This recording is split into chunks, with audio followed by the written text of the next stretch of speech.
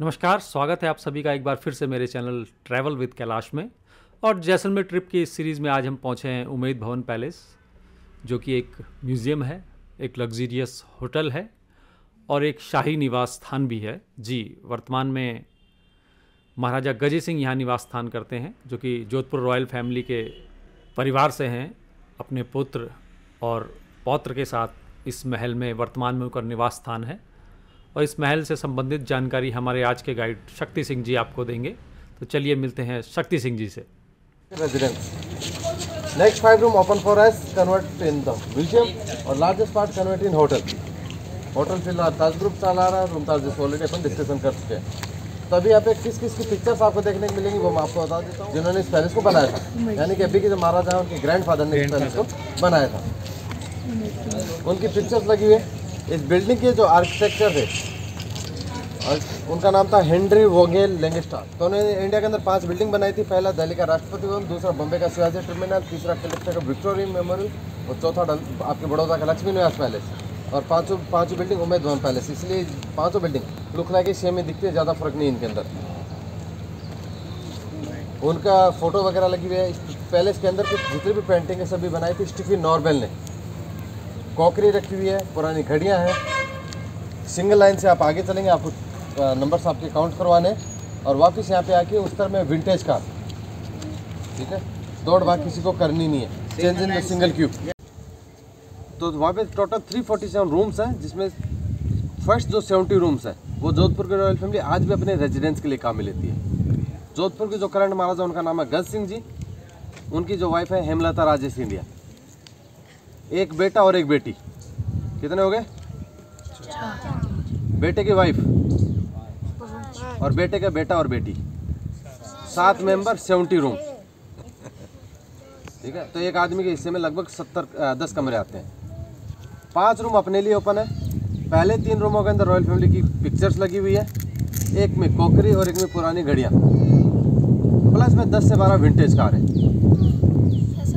Vintage car, पुरानी गाड़ियाँ, जूनी कारें। इसके अलावा 272 कमरे कन्वर्ट इन होटल। होटल फिलहाल ताज ग्रुप मेंटेन कर रहा है, जिसके रूम चार्जेस 1 लाख से शुरू होकर 8 लाख तक चार्जेस किए जाते हैं पर नाइट। एक नाइट के लिए। हाँ, 1 लाख से 8 लाख। रिसेंटली प्रियंका चोपड़ा की शादी उसी होटल के अंदर हुई थी। और आज तक की सबसे महंगी शादी की बात करें तो लीज हर्ले का अमेरिकन मॉडल है और अरुण नायर जो इंडियन NRI, उन दोनों की शादी यहाँ पे हुई थी। दोनों साथ में की थी, हस्बैंड वाइफ बने थे, वो अलग अलग शादी नहीं थी उनकी। तो उसका खर्चा लगा था लगभग 750 करोड़ रुपए। 750 करोड़ अंबानी से भी ज़्यादा, ठीक है। दूसरा सबसे महंगे बर्थडे की अगर अपन बात करें तो नीता अंबानी का 50वां बर्थडे यहीं मनाया गया था, जिसका खर्चा था 350 करोड़ रुपए। 300 सर देखा यूट्यूब में शॉर्ट्स में, ठीक है। और अगर बेटे के आज तक की अगर सबसे सस्ती शादी की बात करें, महंगी तो सब करते, सस्ती भी बता देता हूँ, तो आपके राजकोट के डायमंड व्यापारी, उनकी बेटी की शादी यहाँ पे हुई थी, सिर्फ 80 करोड़ रुपए की। वो यहाँ की सबसे सस्ती शादी है। 80 करोड़? हाँ जी, सिर्फ 80 करोड़। अब कि इतना वेल मेंटेन फोर्ट कैसे है, तो यहाँ पे एक लोकल कहावत चलती है कि राजा और मुसीबत कभी भी बता के नहीं आती, वो जब चाहे जहाँ चाहे प्रकट हो सकते हैं।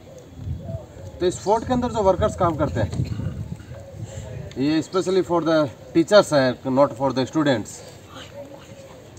तो जब कोविड का लॉकडाउन लगा था, सबकी हालत बिगड़ गई थी। नो, आपको नहीं पता, आपके पापा को पूछना चाहिए, मम्मी डैडी को पूछना। तो यहाँ पे जो बाकी सब जगह पे लगभग 3 महीने का लॉकडाउन लगा था, लेकिन इन राजस्थान टूरिज्म को लॉकडाउन लगा 2 साल का, क्योंकि बाहर फ्लाइटें स्टार्ट नहीं। अगर कोई आ भी जाता है तो बिफोर 72 आवर्स की कोविड की रिपोर्ट दो। अब यहाँ घूम रहा है, कल वहाँ जाएगा तो ऑफकोर्स कहीं ना कहीं पॉजिटिव आएगा, क्वारंटीन कर दिया 14 दिन के लिए। तो ऐसे टाइम पे किसी ने रिस्क नहीं लिया। तो लगभग 2 साल कोविड का लॉकडाउन चला था। और इस फोर्ट को मेंटेन रखने के लिए लगभग 800 जनों का स्टाफ है। 800 मेंबर को घर पे बैठे पूरे 2 साल तक सैलरी देना एक बहुत बड़ी चीज़ होती है।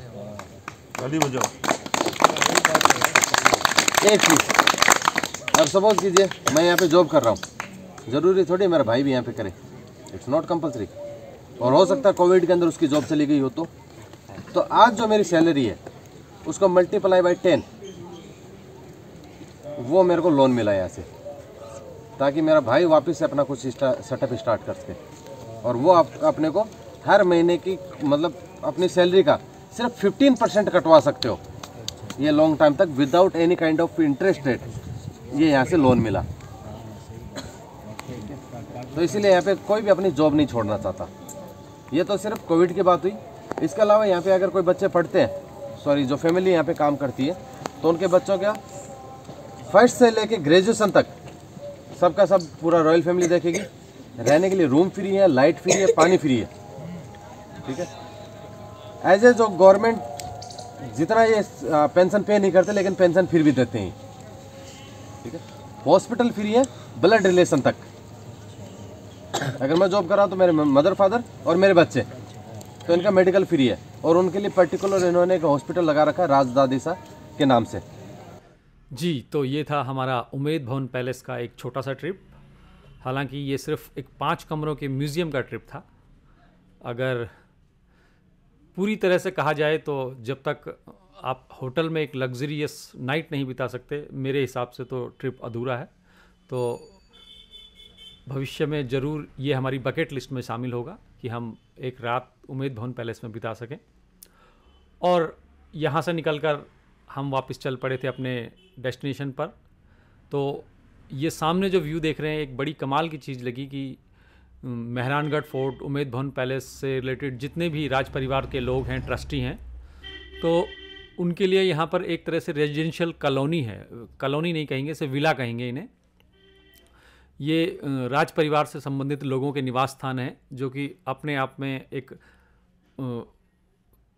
पेंटा हाउस की तरह कह लें या एक विला कह लें।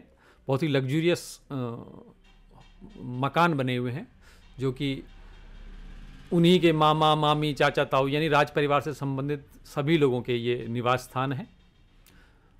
इनके लिए एक अलग से उमेद भवन पैलेस से थोड़ा पहले रोड जाता है, ये आप देख सकते हैं सामने। ये रोड चला गया विला के लिए और लेफ़्ट साइड में चला गया उमेद भवन पैलेस के लिए। तो यहाँ से निकलकर हम अब जा रहे हैं अपने होटल की तरफ, होटल मधुरिमा रॉयल।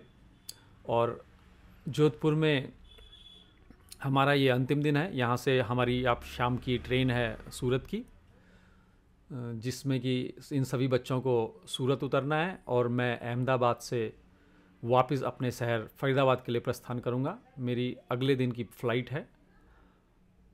तो चलिए कुछ आपको दिखाएंगे अहमदाबाद एयरपोर्ट में। हालांकि 3 बजे का टाइम है मेरा वहाँ पहुँचने का। मिलते हैं अगले व्लॉग में।